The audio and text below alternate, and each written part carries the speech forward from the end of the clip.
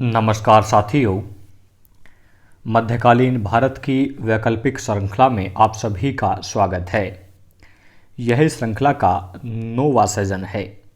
मेरा नाम है मनोज कुमार और आप मुझे फॉलो कर सकते हैं फेसबुक, इंस्टाग्राम और ट्विटर पर भी, जिनके लिंक डिस्क्रिप्शन बॉक्स में दिए हुए हैं। इस सीजन को शुरू करने से पहले एक महत्वपूर्ण सूचना।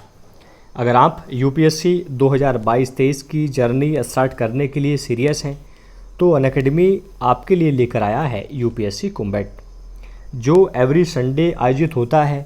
इसमें भाग लेकर आप स्कॉलरशिप जीत सकते हैं। इनरोल्ड होने के लिए आप डिस्क्रिप्शन बॉक्स में दिए हुए लिंक पर जाकर क्लिक करें। अनअकैडमी 2022-23 के लिए स्पेशली 1 सितंबर से बैच स्टार्ट करने वाला है, जहां आपको मैनी एक्सपर्ट्स की टीम पढ़ाने वाली है और अभी 28 अगस्त तक इस पर कुछ ऑफ़र भी चले हुए हैं। देखिए, अभी अगर आप 1 साल का सब्सक्रिप्शन लेते हैं 28 अगस्त से पहले, जो फीस आपको 51,750 में पड़नी थी, वो छूट के बाद 49,680 रुपये में पड़ेगी। और 2 साल का जो एश्योर प्रोग्राम है, जिसकी फ़ीस 74,790 रुपये में है, अगर आप उसे 28 अगस्त से पहले लेते हैं तो वो आपको 71,798 रुपये में पड़ने वाला है। आप 10% एक्स्ट्रा डिस्काउंट ले सकते हैं यूपीएससी मास्टर रेफरल कोड के साथ। अनअकैडमी आपके लिए मेंटरशिप डे भी लेकर आया है, जो आपको सीएससी जर्नी के लिए पर्सनल मेंटर अवेलेबल कराता है। ये सुविधा आपको आइकॉनिक सब्सक्रिप्शन के साथ है। अधिक जानकारी के लिए आप डिस्क्रिप्शन बॉक्स में जाइए और दिए गए लिंक पर क्लिक कीजिए। जल्दी कीजिए बच्चों, अगर आप सीरियस हैं अपनी तैयारी को लेकर तो आप जो है अनअकैडमी का प्लस सब्सक्रिप्शन लीजिए, आइकॉनिक सब्सक्रिप्शन लीजिए और अपनी जर्नी को अनअकैडमी के साथ आसान बनाइए। इस सीजन का पहला प्रश्न है, चांद बीबी के संदर्भ में निम्नलिखित कथनों पर विचार करें। कथन 1, इनका विवाह बीजापुर के सुल्तान इब्राहिम आदिल शाह द्वितीय के साथ हुआ था। कथन दूसरा, चांद बीबी अकबर के समकालीन थी। आपको सही कथनों की पहचान करनी है। देखिए, इनका विवाह जो है वो सुल्तान अली आदिल शाह प्रथम के साथ हुआ था, जबकि क्वेश्चन में द्वितीय दिया हुआ है। इसका मतलब कथन 1 गलत है। दूसरा, चांद बीबी जो है अकबर के समकालीन थी। उन्हें सर्वाधिक सम्राट अकबर की मुग़ल सेना से अहमदनगर की रक्षा के लिए जाना जाता था। इसका मतलब ये है कि कथन 2 सही है। तो आपको सही विकल्प की पहचान करनी थी, जो है बी, केवल 2। प्रश्न नंबर 2, गोलकुंडा के संदर्भ में निम्नलिखित कथनों पर विचार करें। कथन 1, बहमनी वंश के अवशेषों पर ही गोलकुंडा का स्वतंत्र राज्य स्थापित हुआ था। और कथन 2, गोलकुंडा का संस्थापक महमूद शाह था। आपको सही कथनों की यहाँ पहचान करनी है, आप देख लीजिए। देखिए, गोलकुंडा का जो स्वतंत्र राज्य था वह बहमनी वंश के अवशेषों पर ही अस्तित्व में हुआ था। इस राज्य की स्थापना की थी कुली कुतुब शाह ने, जो महमूद शाह बहमनी का सामंत था और उसके अधीन एक तुर्की अधिकारी था। इस प्रकार जो है कथन ए बिल्कुल सही है, जबकि कथन 2 बिल्कुल गलत है, क्योंकि संस्थापक थे कुतुब शाह और यहाँ जो है महमूद शाह को कहा गया है। तो इस प्रश्न का सही उत्तर है केवल 1। प्रश्न नंबर 3, गोलकुंडा सुल्तान मोहम्मद कुली के संदर्भ में निम्नलिखित कथनों पर विचार करें। 1, उसने हैदराबाद राज्य की स्थापना की थी। दूसरा, वह दक्कनी उर्दू में लिखित प्रथम काव्य संग्रह का लेखक था। आपको सही कथनों की पहचान करनी है। देखो, हैदराबाद नगर का संस्थापक था और दक्कनी उर्दू में लिखित प्रथम काव्य संग्रह दीवान का लेखक भी था। इसका मतलब कथन 2 जो है वो बिल्कुल सही है और कथन 1 भी बिल्कुल सही है। तो तीसरे का सी जो है या बी जो है, ए व बी दोनों, ये इसका बिल्कुल सही उत्तर है। देखिए, हैदराबाद नगर और हैदराबाद राज्य दोनों अलग अलग चीज़ें हैं। हैदराबाद राज्य स्वतंत्र बना था निजाम शाह के शासनकाल में, जिसको चीन खलीज खां के नाम से आप जानते हैं। ये यहाँ नगर की बात कर रहा है, न कि हैदराबाद राज्य की। प्रश्न नंबर 4, गोलकुंडा की जामे मस्जिद का निर्माण निम्नलिखित में से किस सुल्तान ने करवाया था।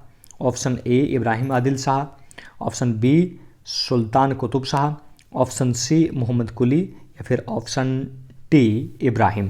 तो इसका जो जामे मस्जिद का निर्माण करवाया था वो करवाया था सुल्तान कुतुब शाह ने। तो कथन 2 जो है इसका बिल्कुल ठीक है। प्रश्न नंबर 5, गोलकुंडा के संदर्भ में विचार करें। कथन 1, कुतुब शाही वंश की प्रारंभिक राजधानी गोलकुंडा हीरो के लिए जानी जाती थी। बिल्कुल ठीक है। 1637 ईस्वी में औरंगजेब ने गोलकुंडा पर अधिकार कर लिया था। ये भी बिल्कुल ठीक है, ए भी ठीक है, बी भी ठीक है, तो इसका सही विकल्प है सी, ए व बी दोनों। इसकी व्याख्या को आप देख सकते हैं।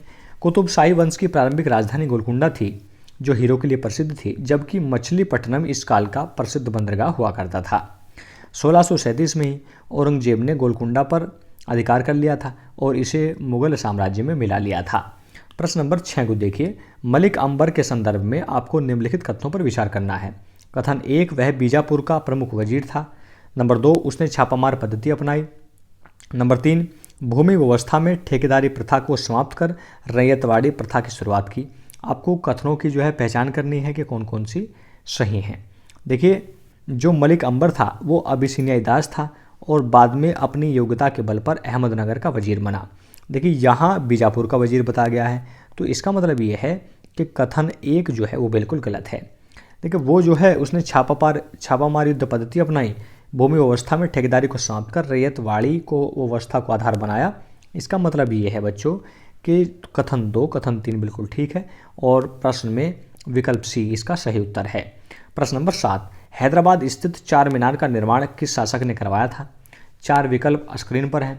पहला विकल्प है इब्राहिम आदिल शाह, दूसरा है कुतुब शाह, तीसरा है मोहम्मद कुली और चौथा जो है वह है जमशेद। देखिए, सी इसका बिल्कुल सही आंसर है, मोहम्मद कुली ने ही इसका निर्माण करवाया था। आप देख लीजिए, इसके संस्थापक जो थे वो मोहम्मद कुली थे और इसकी गणना जो है वो भव्य इमारतों में की जाती है।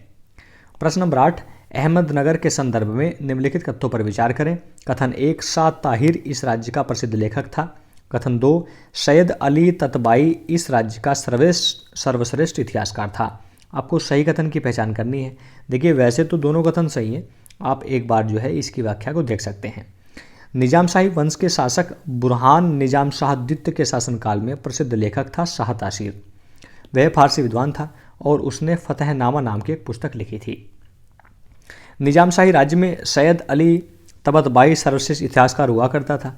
उसने जो है बुरहान मासिर नाम से एक निजाम शाही वंश के सुल्तानों का इतिहास लिखा था।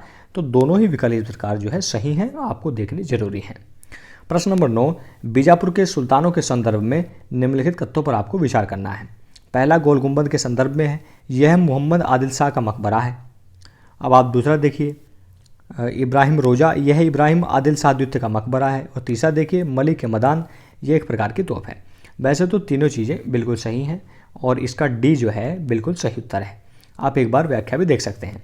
आदिल वंश के 7वें शासक मोहम्मद आदिल शाह का मकबरा गोल गुंबद के नाम से जाना जाता है। यह विश्व का दूसरा विशाल गुंबद है। आप कमेंट सेक्शन में लिख कर बताइए कि पहला जो सबसे बड़ा गोल गुंबद है वो कौन सा है। आप इब्राहिम रोजा के बारे में देख लीजिए, यह इब्राहिम आदिल शाह द्वितीय का मकबरा है। ताजमहल बनाने की प्रेरणा थोड़ी बहुत इसी से ली गई है। और आप देख लीजिए मलिक मदान, ये मध्यकाल में विश्व की सबसे बड़ी तोप में जो है इसकी गिनती की जाती थी। तो तीनों जो कथन है वो बिल्कुल सही हैं। प्रश्न नंबर 10, बीजापुर के गोल गुंबद के संदर्भ में निम्नलिखित कथनों पर आपको विचार करना है। सबसे पहले आप देखिए, इसका निर्माण वास्तुकार याकूब ने करवाया था, तो बात ठीक है। यह बीजापुर के सुल्तान इब्राहिम का मकबरा है, ये आपको कुछ परखना है और आपको सही कथन की पहचान करनी है। देखिए, इसका निर्माण जो है याकूब ने करवाया था और यह जो है सुल्तान आदिल शाह का मकबरा है, जबकि इसमें जो है इब्राहिम का मकबरा कहा गया है। इसका मतलब ये जो है गलत है। इसका मतलब केवल कथन 1 जो है वो सही है, जो ए में निहित है। बच्चों, उम्मीद है क्विज आपके लिए रोचक रही होगी। मिलते हैं नेक्स्ट क्विज में, तब तक के लिए जय हिंद, जय भारत, महाशक्ति भारत।